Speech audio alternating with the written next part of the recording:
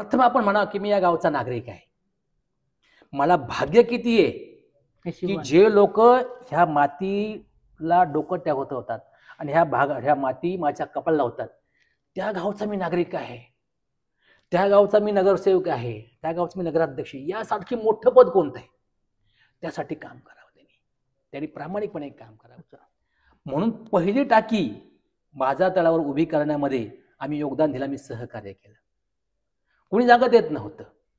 विकास कामं तुम्ही म्हणता विकासाचा डोंगर उभा केला, मग आता प्रश्न काही शिल्लक राहिले नाही का शिर्डीत? तुम्हाला नगराध्यक्ष व्हायचं, मिसेसला नगराध्यक्ष व्हायचं, तर का व्हायचं? काय प्रश्न मार्गी लावायचे बाकी राहिले? क्षेत्राकडे अनेक जण वळलेले, गुन्हेगारीचं खूप मोठं प्रमाण मागील काळात झालं होतं.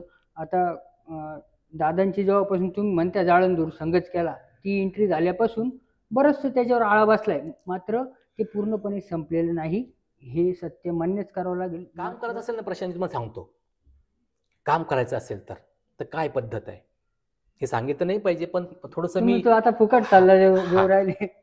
तर कोणतंही काम करायचं असेल ना, तर पहिला मी नगरसेवक म्हणून माझ्या वार्डामध्ये हे काम करावं. अशा नगरसेवक असेल किंवा उपाध्यक्ष असेल, यांच्याकडे व्हिजन असेल आणि त्याला काम करून घेण्याची हातोटी असेल तरच हे काम होतं. जेव्हा त्याला कळलं ना की मी किती नशीबवान आहे की मला साईबाबांच्या दरबारामधील हॉस्पिटलमध्ये काम करण्याची संधी मिळाली. सेवाभाव म्हणजे अनेक आपण पाहतो इथं सेवा लोक देतात मंदिरामध्ये. हे ब्युटिफिकेशन चालू आहे ना, रोडच्या कडेला आपण झाडं उभं करतोय, आपण त्या ठिकाणी काही स्टॅच्यू उभे करतो, आपण जो पालखी गार्डन उभं केलं ना आता ते त्या पैशातलं आहे. आम्ही ज्यावेळी ते मंजूर केलं ना शिवाजी नगराध्यक्ष असताना, ते गार्डन गोंदकर हॉस्पिटल पासून जो रस्ता आहे ना सर, अनेक दिवसाची मागणी होती त्या रस्त्याची, अनेक रस्त्याची मागणी होती. मी पाठपुरावा केला आहे.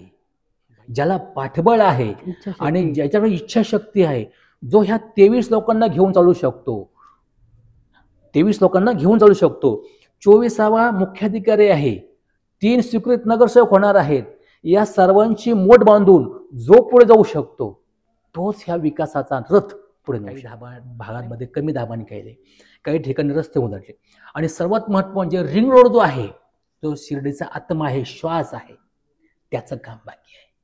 आणि या कामासाठी ज्याला अनुभव आहे, ज्याच्याकडे व्हिजन आहे, ज्याला पाठबळ आहे आणि ज्याच्याकडे इच्छाशक्ती आहे, बांधायला कोणी जागा देत नव्हतं. बर, पहिली जागा देणारा अनिल शेजवळ आहे. 20 वर्षापूर्वी आम्ही लोकांनी जे केलेलं काम आहे ते पाहून आनंद वाटतोय. नमस्कार, मी प्रशांत अग्रवाल, साई न्यूज मध्ये आपलं स्वागत आहे. शिर्डी नगर परिषदेच्या 2025च्या निवडणुकीसाठी आता शिर्डीतील सर्वच उमेदवार सज्ज झालेले आहेत. जनतेतून नगराध्यक्ष आहे आणि महिला अनुसूचित जातीसाठी हे आरक्षण नगरपालिकेच्या नगराध्यक्ष पदाचं आहे. आपल्या शिर्डी शहरातील एक अतिशय प्रामाणिक आणि निस्सीम साई भक्त, सामाजिक कार्यात सर्वात जास्त पुढाकार असलेलं व्यक्तिमत्व म्हणजे ॲडव्होकेट अनिल शेजवळ, आणि अतिशय अभ्यासू व्यक्तिमत्व. नगर परिषदेच्या माध्यमातून त्यांनी माजी उपनगराध्यक्ष, नगरसेवक अशी पदे भूषवलेली आहेत. यावेळेसच्या नगराध्यक्ष पदाच्या निवडणुकीत अनुसूचित जातीसाठी हे आरक्षित झाल्यानंतर ॲडव्होकेट अनिल शेजवळ यांच्या पत्नीचं देखील नाव चांगल्या पद्धतीने चर्चेत आलेलं आहे आणि या पदासाठी ते मुख्य दावेदार म्हणून त्यांचा उल्लेख होत आहे. आज अनिल शेजवळ आपल्या सोबत आहेत. आपण त्यांच्याशी चर्चा करूया, काय नेमकं नगराध्यक्ष पदाच्या शर्यतीत यांची काय संकल्पना आहे आणि कशा पद्धतीने हे त्या पदाकडे बघतात. सर नमस्कार. प्रशांतजी नमस्कार. शिर्डी नगर परिषदेची निवडणूक लागली आणि त्यानंतर आपण या राजकीय असेल, सामाजिक असेल, या कार्यात अनेक वर्षापासून सक्रिय आहात आणि एक वकिली व्यवसाय करत असताना एखाद्या राजकीय प्रक्रियेत येणं म्हणजे डॉक्टर असतील, वकील असतील, हे यांचा व्यवसाय सोडून दुसरीकडे शक्यतो लक्ष देत नाही. मात्र आपण एक सामाजिक कार्यात तुम्हाला जो रस आहे त्या माध्यमातून आपण राजकीय गोष्टींना सुद्धा त्या पद्धतीने बघितलं आणि शिर्डी नगर परिषदेचं उपनगराध्यक्षपद आपण भूषवलेलं आहे. काय वाटतंय ह्या नगर परिषदेच्या निवडणुकीत आपण नगराध्यक्ष पदाला उभं राहावं, काय महत्व आहे या नगराध्यक्ष पदाचं? प्रशांतजी, प्रथम तर मी तुमचं आभार व्यक्त करेल की मला तुमच्या माध्यमातून जनतेशी संवाद साधण्याचा तुम्ही मला संधी उपलब्ध करून दिली. आता तुम्ही मला सांगितलं की तुम्ही तुमचा वकिली व्यवसाय करत असताना सामाजिक कार्याकडे कसे वळले. मी 1994 पासून शिर्डीतील विविध चळवळीमध्ये मला भाग घेण्याची योग आला. मला चांगलं आठवतंय की 10 जानेवारी 1990 रोजी शिर्डी येथे जी ग्रामपंचायत होती त्याला शेवटचे सरपंच म्हणून रावसाहेब तात्याजी गोंदकर हे होते. आणि त्या लोकांनी मागणी केल्यामुळं ग्रामपंचायत बरखास्त झाली आणि शिर्डी येथे नगरपालिकेची स्थापना झाली. आणि तेव्हापासून तर सन डिसेंबर 2000 पर्यंत म्हणजे 10 वर्ष शिर्डीमध्ये प्रशासकीय राजवट होती. या प्रशासकीय राजवटीमध्ये प्रशासन कुठलं काम करत नव्हतं. प्रशासन कुठलं काम करत नव्हतं. तहसीलदार किंवा कोणीतरी मुख्याधिकारी असे त्यांच्याकडे तात्पुरता चार्ज देऊन इथलं कारभार पाहायचा. इथं सेवक नव्हते, कुठला निधी येत नव्हता. त्यामुळं असून अडचण नसून खोळंबा शिर्डीच्या अवस्था झाली होती. आणि त्या काळात नागरिकांच्या समस्या, नागरिकांच्या अडचणी प्रशासनापर्यंत पोहोचण्याची संधी मला मिळाली. या काळामध्ये मग अनेक प्रकारच्या समस्या, मग रस्त्याची समस्या असेल, पाण्याची समस्या असेल, आरोग्याची समस्या असेल, शौचालय समस्या असेल, या समस्या घेऊन प्रशासनापर्यंत पोहोचण्याची संधी मला मिळाली. आणि त्यातून माझा वकील व्यवसाय असल्या कारणानं मला ती बाजू मांडता आली आणि त्या समस्या मला प्रशासकीय काळामध्ये सोडविता आल्या, याचं मला माहिती आहे. आणि पुढे जेव्हा डिसेंबर 2000 मध्ये शिर्डी नगर पंचायतीची पहिली निवडणूक लागली, त्यावेळी असंच नाही म्हणता मला वार्ड क्रमांक 5 मधून उमेदवारी करण्याचं भाग्य लाभलं. आणि त्या काळामध्ये सन्माननीय कैलास बापू कोते हे नगराध्यक्ष झाले. त्यावेळी नामदार राधाकृष्ण विखे पाटील साहेब यांच्या नेतृत्वाखाली आम्ही काम केलं. बाबुरावजी पुरोहित, कैलास बापू कोते आणि मी सर्व त्यावेळेचे 17 नगरसेवक, 17चा पॅनल होता, पैकी 15 जण आमच्या त्यावेळी निवडून आले होते. विमानाचे 15 लोक त्यावेळी निवडून आले होते.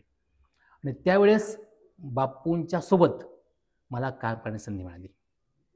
मला चांगलं आठवतंय, जेव्हा आम्ही नगरपालिकेमध्ये पंचायत त्यावेळी गेलो, आमचे 17 लोकांना, बापूंवर 18 असे 18 लोकांना त्या नगरपालिकेच्या काळात बसायला खुर्च्या सुद्धा नव्हत्या. इतकी बिकट परिस्थिती होती. एक जुनी कौलोरी इमारत होती, एक हॉल होता. आणि तेवढं ठराव केला की या गावाचं नाव हे जगामध्ये आहे, या गावाला शोभेल अशा प्रकारची इमारत उभी करायची. आणि तेव्हा आपण पहिल्यांदा आपण नगरपालिकेची भव्य अशा इमारतीची उभी करायचा ठराव केला. आणि त्याच काळामध्ये अतिशय चांगली प्रशासकीय इमारत आपण शासनाच्या योगदानातून उभी केली. त्या काळामध्ये सर्वात मोठी समस्या होती आरोग्याची, लोकांच्या शौचालयाची, रस्त्याची आणि पिण्याच्या पाण्याची. कारण ग्रामपंचायत काळामध्ये एक जुनी कुठेतरी पाणी पुरवठा झाली होती, जी नांदुरखेला छोटंसं तळं होतं आणि पाण्याच्या टाकी जी जुनी होती, बाजार तळ होतं त्या ठिकाणी, तिथे छोटीशी टाकी होती.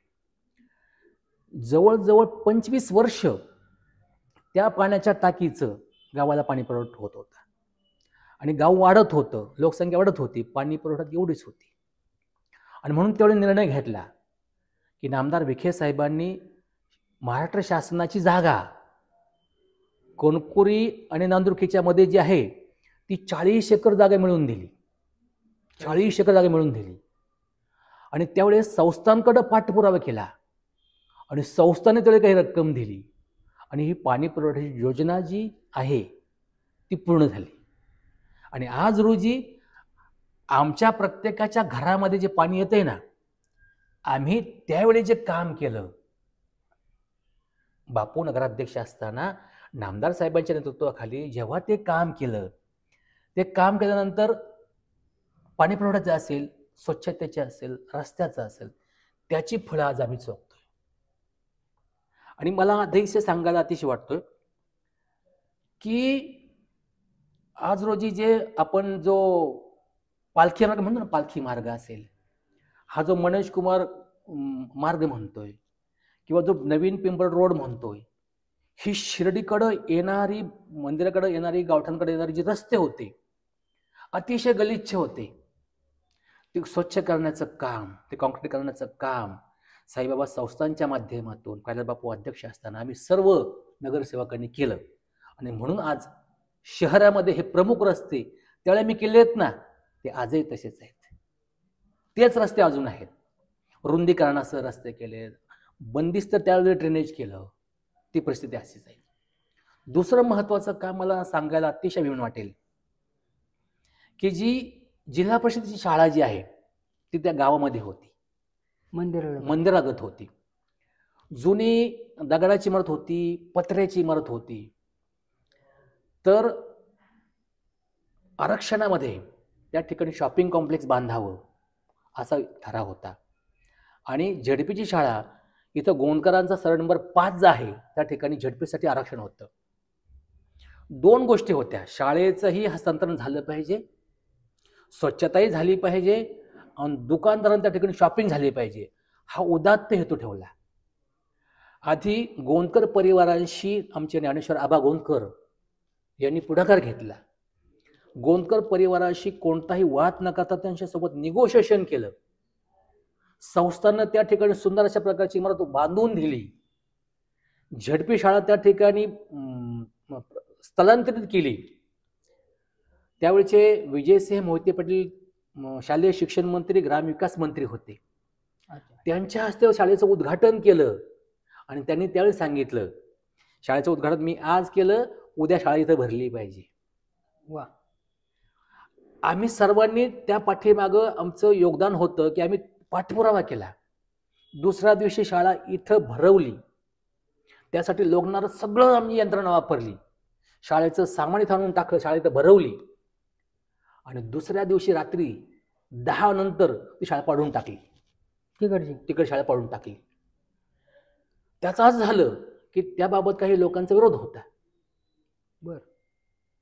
की कब्जा जाऊ नये, जिल्हा परिषदेचा कब्जा जाऊ नये, हा त्या पाठीमागचा हेतू होता त्यांचा. अच्छा.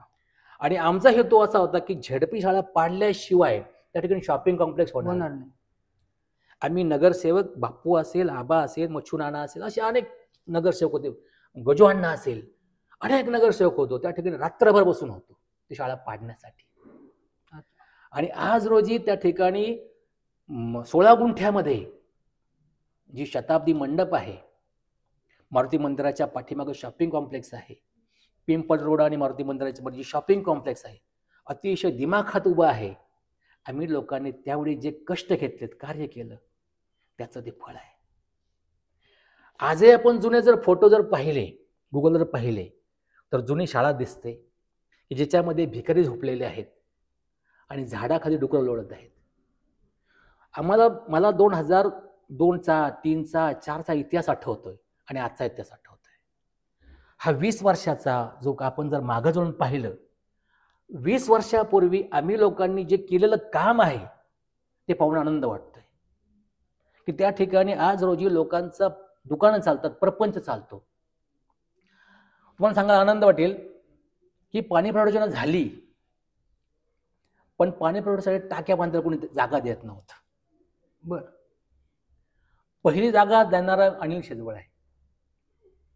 सांगितलं साहेबांना की बाजार तळ आहे, बाजार एकच दिवस भरतं, बाजार एक दिवस भरतो, इतर वेळे बाजार तळ मोकळं असतं, भागच्या भागामध्ये आपण पाण्याची टाकी करा, अशी मागणी मी आणि नगरसेवक देवानंद शेजवळ यांनी केली. अच्छा. म्हणून पहिली टाकी बाजार तळावर उभी करण्यामध्ये आम्ही योगदान दिलं, आम्ही सहकार्य केलं. कोणी जागा देत नव्हतं. दुसरी पाण्याची टाकी देवानंद शेजवळ यांचा जे सर्व नंबर 98 आहे, त्यांची जमीन आहे.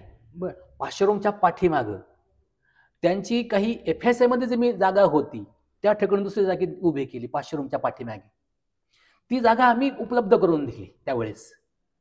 आणि त्याच महत्वाच्या टाक्या आहेत की ज्या या पूर्व भागामध्ये जे पाणी येतं ना, त्या टाक्यामुळे.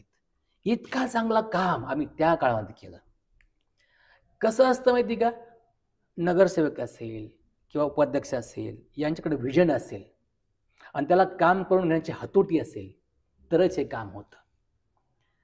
अगदी कोणी मनुष्य असेल त्याला त्याच्याकडून काम करून घेता आलं पाहिजे. दादागिरी करून दमबाजी करून काम होत नाही. आम्हा सर्व नगरसेवकांचा त्या काळातला एकमेकाशी खूप चांगलं ट्युनिंग होतं सगळ्यांशी. मग त्यामुळे कमलाकर भाऊ होते, रमेश भाऊ होते, खूप खूप चांगले होते. गावाच्या विकासासाठी सगळे प्रामाणिक होते. मला सांगायला विशेष वाटेल की आज आपण जी अनेक भावी नगरसेवक पाहतोय, नगराध्यक्षाच्या चर्चेतला आहेत, नागरिकांना माहीत नाही, नगरसेवक भावी नगरसेवकांना माहीत नाही काम कसं होतं. काम करायचं असेल ना, प्रशांत तुम्हाला सांगतो, काम करायचं असेल तर काय पद्धत आहे हे सांगितलं नाही पाहिजे, पण थोडंसं मी आता फुकट चाललं. तर कोणतंही काम करायचं असेल ना तर पहिला मी नगरसेवक म्हणून माझ्या वार्डामध्ये हे काम करावं अशा प्रकारचं लेखी मी एक तर नगराध्यक्षाकडे दिलं पाहिजे किंवा सीओकडे दिल्या पाहिजे, अर्ज दिला पाहिजे मी नगरसेवक म्हणून. नगरसेवकाला ते बी कळलं पाहिजे काय काम झालं पाहिजे आपल्या याच्यात. तर ते अर्ज द्यायचा आहे.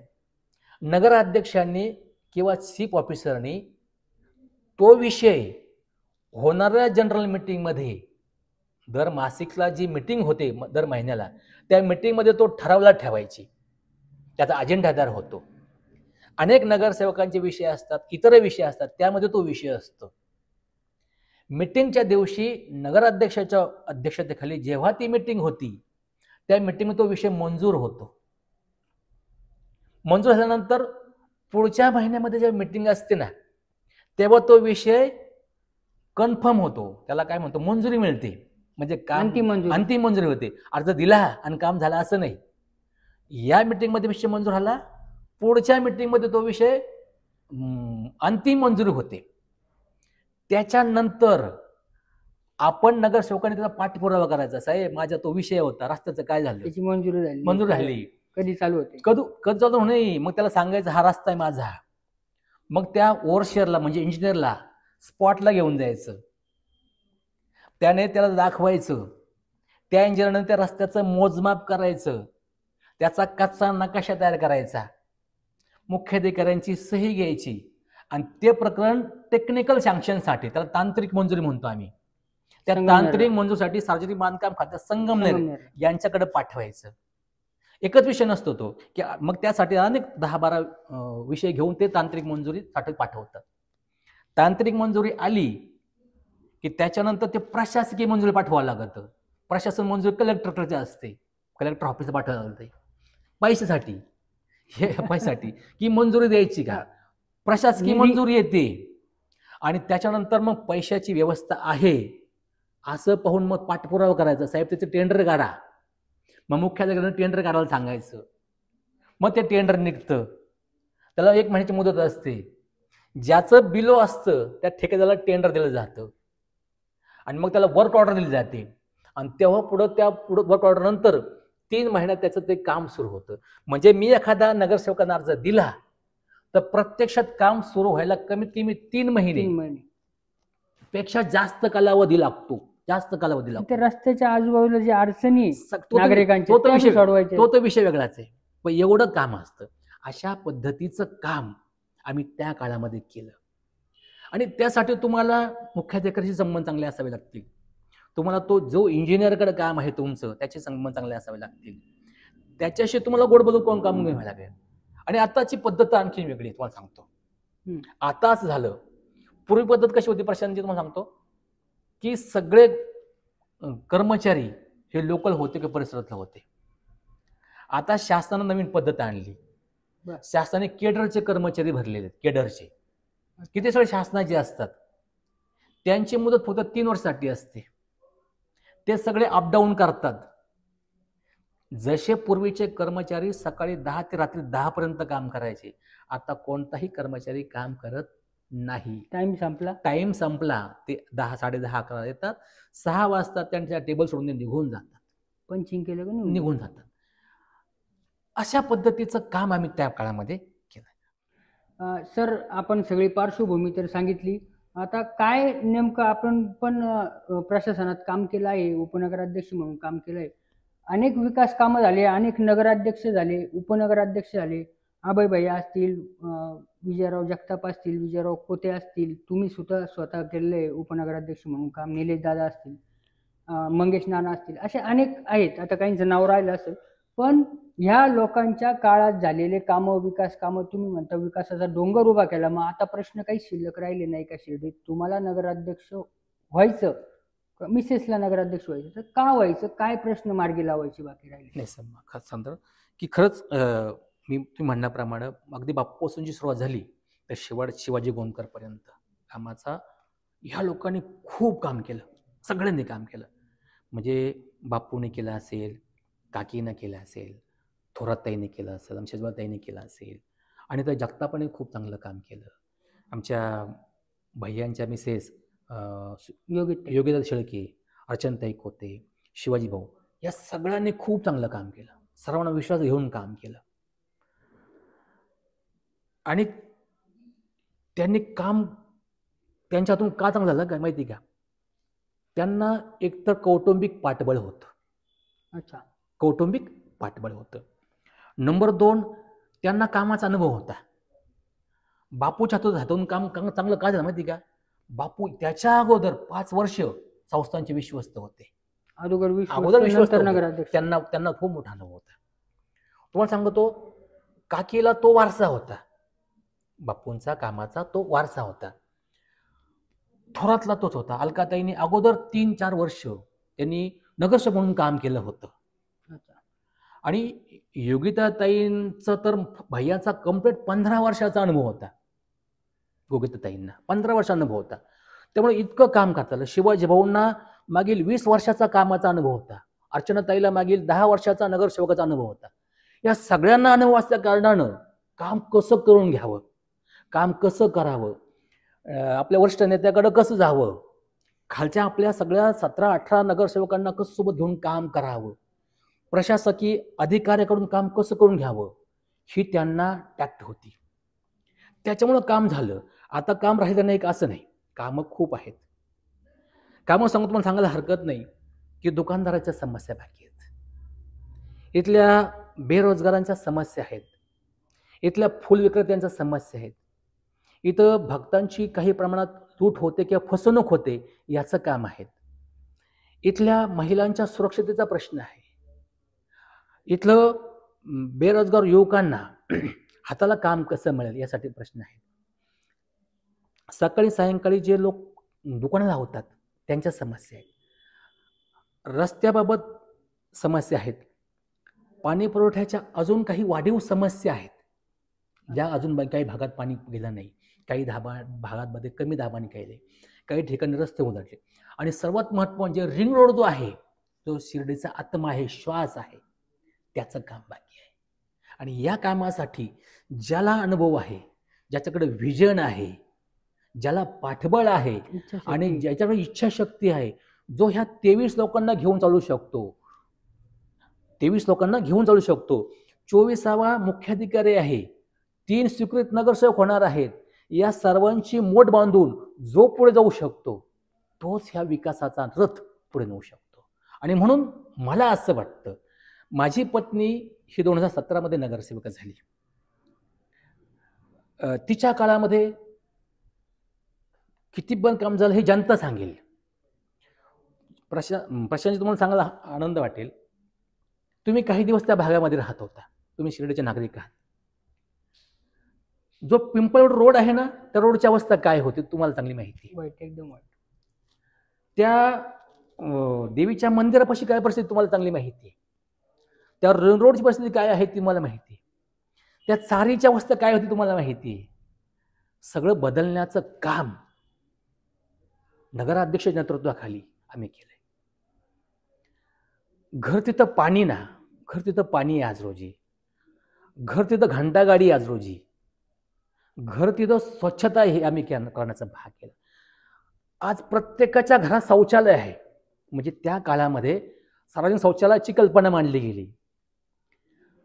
मोदीजींची जी संकल्पना आली, घर तिथं शौचालय, ती राबवण्याचं काम नगरपालिकेच्या माध्यमातून प्रचार प्रसाराचं काम आम्ही केलं.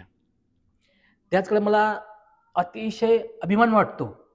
आमची green and clean Shirdi foundation जी आहे त्या फाउंडेशनचा मी एक सदस्य आहे. त्या फाउंडेशननं त्या काळात स्वच्छतेचं काम केलं. त्या फाउंडेशन त्या काळात वृक्षारोपणाचं काम केलं. त्या फाउंडेशननं त्या काळात पर्यावरणाचं काम केलं. आणि ह्या काळामध्ये मी त्यांच्यासोबत असल्या कारणानं माझ्या पत्नीनं त्यामध्ये मला योगदान दिलं. मग वृक्षारोपण असेल, शिर्डी स्वच्छता असेल, पर्यावरण असेल, या सगळ्या बाबतीत आम्ही काम केलं. मी ज्या भागाचं नेतृत्व करतोय त्या भागामध्ये काम करण्याचं खूप मोठं काम माझ्या पत्नी संगीता शेजवळ हिनं केलं. आपल्याला सांगायला हरकत नाही की आदर्श शाळा जी आहे, आदर्श शाळेच्या त्या बाजूला डॉक्टर गोंदकर हॉस्पिटलपासून जो रस्ता आहे ना सर, अनेक दिवसाची मागणी होती त्या रस्त्याची, अनेक रस्त्याची मागणी होती. मी पाठपुरावा केला, भैयाना केलं. भैयाकडं प्रचंड विजन आहे आणि अभय भैयानी इतकं पाठपुरावा केला कामाचा.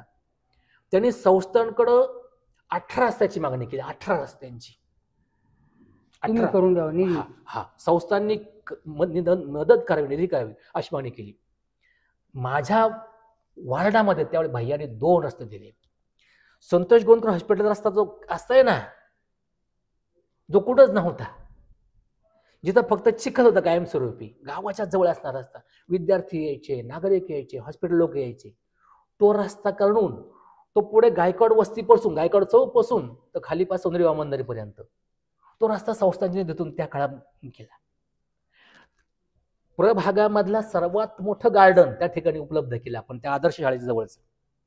म्हणजे माहितीप्रमाणे जे आहेत चोख सुशोभीकरण केलेले आहेत किंवा वार्डामध्ये छोटेसे गार्डन आहेत, सर्वात मोठं गार्डन त्या ठिकाणी केलेलं आहे. गावामध्ये, गावठांमध्ये सर्वात मोठं ओपन जिम त्या ठिकाणी केलेलं आहे. नामदार साहेबांच्या संकल्पनेतून म्हणजे सांगायला हरकत नाही की 2017 नंतर सुजय पर्व आलं. सुजय पर्व आलं आणि त्यानंतर त्यांनी मात्र जाळण धुरसंगच केला आणि इतका त्यांनी निधी उपलब्ध करून दिला, इतकं त्यांनी कामाचा पाठपुरावा केला. दादाने सर्वात मोठं काम कोणतं केलं असेल त्या भागामध्ये? डॉक्टर बाबासाहेब आंबेडकर सार्वजनिक भवन घ्यानं उभं केलं. 34 लाख रुपयाचा निधी उपलब्ध करून दिला नगरपालिकेच्या माध्यमातून आणि अतिशय सुसज्ज शहराच्या वैभवात भर घालावं अशा प्रकारचं सांस्कृतिक भवन.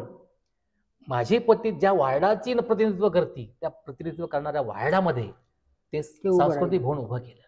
त्या ठिकाणी आज अतिशय चांगले उपक्रम शासनाचे होत आहेत, सार्वजनिक होत आहेत आणि त्या काळामध्ये काम केलं. आणि तुम्ही यापूर्वी बोललात की भैयानी ज्यापूर्वी ठराविक काही वार्डापुरते घंटागाडी होती, योगिताताई नगर झाल्यानंतर वार्ड किती आहेत? 17 वार्ड, 17 घंटागाड्या प्रत्येक वार्डामध्ये. सकाळी 6ला सुरू होते शिर्डीची स्वच्छता, रात्री 12 पर्यंत स्वच्छता चालते.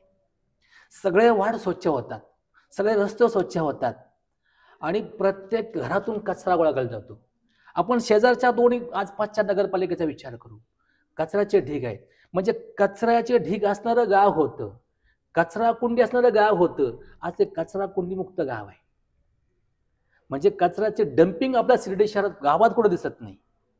बरं, हा कचरा गोळा केला जातो, तो ठिकाणी एका ठिकाणी साठवला जातो, त्याचं विलगीकरण केलं जातं, त्याचं खत केलं जातं. हे फक्त शिर्डी नगरपालिकेमध्ये. जो तुमचं ड्रेनेज फक्त केली असं नाही, ते ड्रेनेजचं पाणी एका ठिकाणी साठवलं, त्या साठवलं प्रक्रिया केली आणि ते पाणी पुन्हा शेतकऱ्यांसाठी विनियोग केला. हे कुठेही नाहीये. ही फक्त आमच्या नेत्याची कल्पनाशक्ती, त्याने दिलेलं पाठबळ, त्यांनी शासनाने दिलेला पैसा आणि आम्ही लोकांनी केलेलं सहकार्य, आम्ही केलेला पाठपुरावा, यामुळे ते शक्य झालं. शहराचा चेहरा मोहरा बदलण्यामध्ये म्हणजे अगदी बापूपासून सुरुवात झालंय तर खालती शिवाजीभाऊ गोंदकर पर्यंत. मला अतिशय चांगला आनंद वाटतोय की हे काम केल्यामुळं योगिताताईच्या काळात असेल, अर्चनाताईंच्या काळात असेल, शिवाजीभाऊच्या काळात असेल, 3 वेळा ह्या 2016 ते 2021 मध्ये 3 वेळा राष्ट्रीय स्तरावरचा, राज्यस्तरीयवरचा स्वच्छता पुरस्कार मिळाला. राज्याचा पुरस्कार मिळाला, स्वच्छ अभियानाचा पुरस्कार मिळाला, आणि त्यातून जी रक्कम मिळाली त्या रकमेतून आता शिर्डी शहरामध्ये चालू आहे ना, काय चालू आहे की आपण स्टॅच्यू उभे करतो, देखावे उभे करतो, ते त्या रकमेतून आहे, ते आलेल्या त्या रकमेतून आहे. बक्षिसाच्या.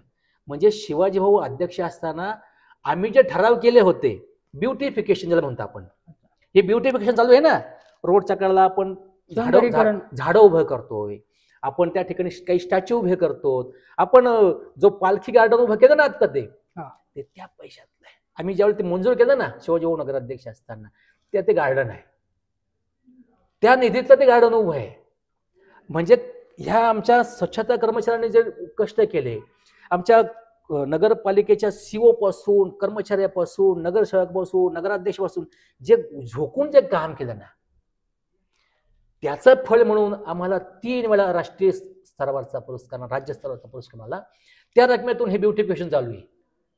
आणि मला सांगायला आनंद वाटतोय की ह्या सगळ्या प्रक्रियेमध्ये मी एक छोटासा खारीचा वाटा आहे. आणि मग म्हणून मी या गावचा नागरिक आहे, मी या गावचा जागरूक नागरिक आहे, मी या गावचा प्रतिनिधित्व आहे, आणि या गावातला मी एक प्रतिष्ठित नागरिक आहे असं मी जेव्हा म्हणतो ना, तर माझं हे कर्तव्य आहे. ज्या ग्रीन अँड क्लीन शिर्डी फाउंडेशनचं मी काम करतो त्यांनी इतकं काम केलं की जेव्हा राष्ट्रीय स्तरावरती जेव्हा नामांकन झालं शिर्डीचं, तेव्हा नागरिकांचा सहभाग काय, यामध्ये नागरिकांचा सहभाग काय, या कशामध्ये, स्वच्छता अभियानामध्ये, पर्यावरणामध्ये, वृक्षारोपणामध्ये, तर ग्रीन अँड क्लीनचं नाव याचं नोंद ठेवली गेली. आणि म्हणून मी त्याचा सदस्य आहे, माझी पत्नी त्याचा एक सदस्य आहे, मला निश्चितपणे अभिमान आहे. मग त्यातून आम्ही आता, मी त्या ग्रीन अँड क्लीनचं काम करतो, मी त्यानंतर हे परिक्रमेचं काम म्हणून सुरू केलं, आम्ही स्वच्छतेचं काम केलं, आणि हे अविरत काम पुढं नेलं पाहिजे. मला सांगायला अभिमान वाटेल प्रशांतजी की 2017 ते 21 आमचा जो कालावधी होता, या कालावधी मी एक मांडणी केली. ढिगे साहेबांनी ती कल्पना मांडली, आणि एका रूममध्ये भारतरत्न डॉक्टर बाबासाहेब आंबेडकर वाचनालय होतं. अच्छा साहेब, आपण हे मोठं केलं पाहिजे, फक्त पेपर वाचन न करता ती अभ्यासिका झाली पाहिजे, ही मागणी मी त्यांच्याकडे केली. ढिगे साहेबांनी ती कल्पना मूर्त स्वरूपात आणली. सुजादांनी त्याला निधी उपलब्ध करून दिला, आणि त्या गोविंदराव कोते जो मार्ग आहे, त्या मार्गावरती डॉक्टर बाबासाहेब आंबेडकर सार्वजनिक वाचनालय उभं केलं, ज्याचं काही दिवसापूर्वी नामदार साहेबांच्या हस्तेचं उद्घाटन झालं. मला सांगायला आनंद वाटतो की त्या ठिकाणी आज रोजी दररोज 100 विद्यार्थी MPSC, UPSC आणि इतर स्पर्धा परीक्षेचा अभ्यास करतात. मागील 3 वर्षामध्ये 50 पेक्षा जास्त अधिकारी तिथं शिकून झालेत, याचा खूप मोठा अभिमान आहे. मला अभिमान या गोष्टीचा आहे की मी त्या वाचनालयाची अभ्यासिका करावी अशी मागणी जेव्हा केली, दादांनी निधी दिला, साहेबांनी पाठपुरावा केला, इमारत उभी राहिली, त्या ठिकाणी आज रोजी 100 पेक्षा जास्त विद्यार्थी MPSCचा, UPSCचा अभ्यास करतात, आणि 50 पेक्षा जास्त अधिकारी झालेत. मला खूप अभिमान आहे. मी त्याचा एक छोटासा, काय म्हणतो, महिलाचा दगड आहे, त्याचा मला अभिमान आहे. मला अभिमान वाटतो त्या गोष्टीचा. सर, त्या अभ्यासिकेवरूनच एक मला पण आठवलं का आपल्या शिर्डीमध्ये मी त्या अभ्यासिकेमध्ये 2दा-3दा असं काही कामानिमित्त म्हणा किंवा जाणं झालं माझं, परंतु आपल्या शिर्डीतले जे विद्यार्थी असतील तिथे खूप कमी प्रमाणात दिसतात. आजूबाजूच्या भागातले विद्यार्थी तिथे दिसतात. काय या आपल्या शिर्डीतील युवकांचा ओढा शिक्षणाकडे कमी झाल्याचं वाटतं, किंवा गुन्हेगारी क्षेत्राकडे अनेक जण वळलेले, गुन्हेगारीचं खूप मोठं प्रमाण मागील काळात झालं होतं. आता दादांची जेव्हापासून तुम्ही म्हणता जाळंदूर संघच केला, ती एंट्री झाल्यापासून बरंचसं त्याच्यावर आळा बसलाय, मात्र ते पूर्णपणे संपलेलं नाही, हे सत्य मान्यच करावं लागेल. मात्र ज्या पद्धतीने ही गुन्हेगारी फोफावते किंवा बाहेरून येणारे असतात लोक, अनेक लोक असतात, त्या लोकांवर कसं वचक किंवा अंकुश ठेवता येईल का, जेणेकरून साई भक्त आणि शिर्डीतील नागरिक सुद्धा सुरक्षित राहतील? प्रशांतजी, काय झालं, एखादा इजी म्हणतो ना, इजी मनी, तर या ठिकाणी सहज इजी मनी उपलब्ध होतो. लोकांच्या गरजा इथं सहज उपलब्ध होतात. म्हणजे मध्ये तसं दादांनी मागणी केली होती की फ्री जेवण, फ्री चहा, फ्री रूम, यामुळे ह्या घटना घडत गेल्या. ते बंद केल्यामुळे काय झालं माहिती का, बराचसा काही प्रमाणात चेक बसला. हे जे फ्री होतं ना, फ्री हॉस्पिटल, फ्री जेवण, फ्री चहा आणि भक्ताकडून होणारं दान, त्यामुळं ती गुन्हेगारीला तो एक प्रकारचं बळ होतं. आणि काही लोकांनी जो अवैध मार्गाने जो पैसा होता, तो पैसा त्या लोकांना सहज उपलब्ध करून दिला. माझ्याकडं 2 नंबरचा किंवा इतर मार्गाचा जो पैसा आहे, तो पैसा मी ह्या लोकांसाठी वापरला. आणि त्या लोकांना, आपल्याला, आपण कोणीतरी मोठे आहोत, आपल्या पाठीमागे कोणीतरी फिरलं पाहिजे, आपला कोणीतरी भाऊ दादा म्हणलं पाहिजे, यासाठी ही लोक वापरली गेली.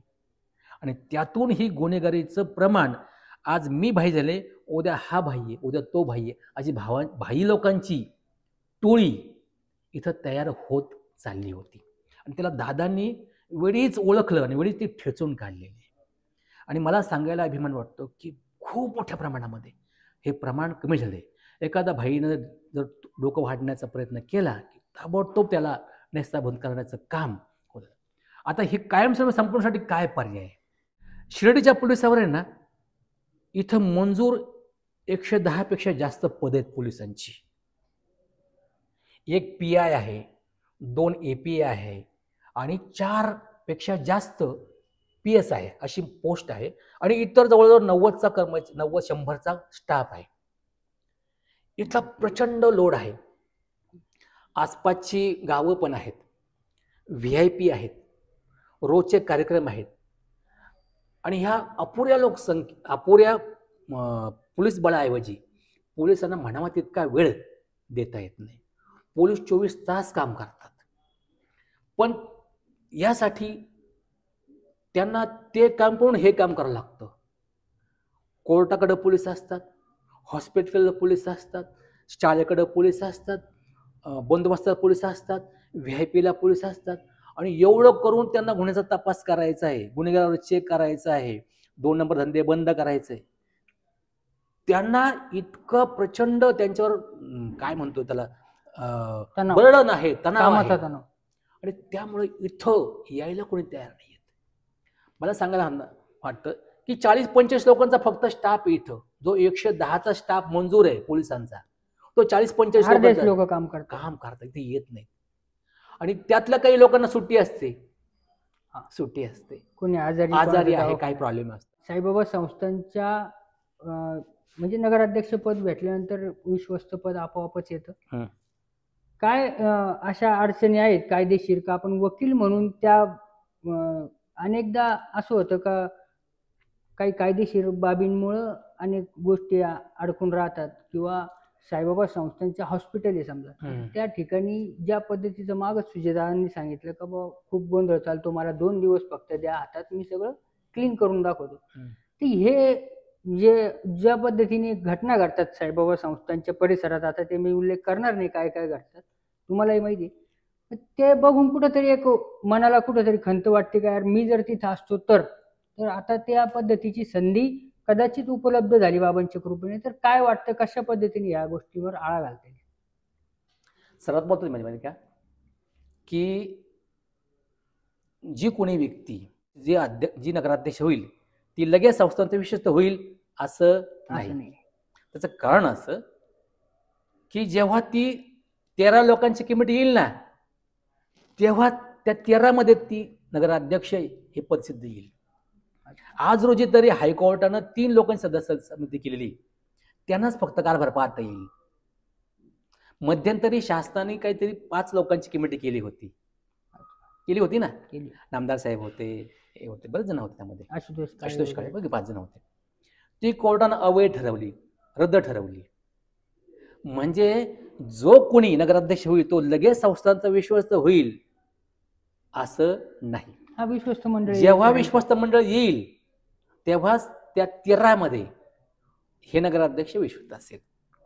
आता तुम्ही सांगितलं की त्या ठिकाणी जो कारभार आहे किंवा त्या ठिकाणी पेशंटचा वाईट अनुभव आहे किंवा ते कामासंबंध, मुळातच तिथला जो कर्मचारी आहे ना, तो स्वतःला असुरक्षित समजतोय, असुरक्षित.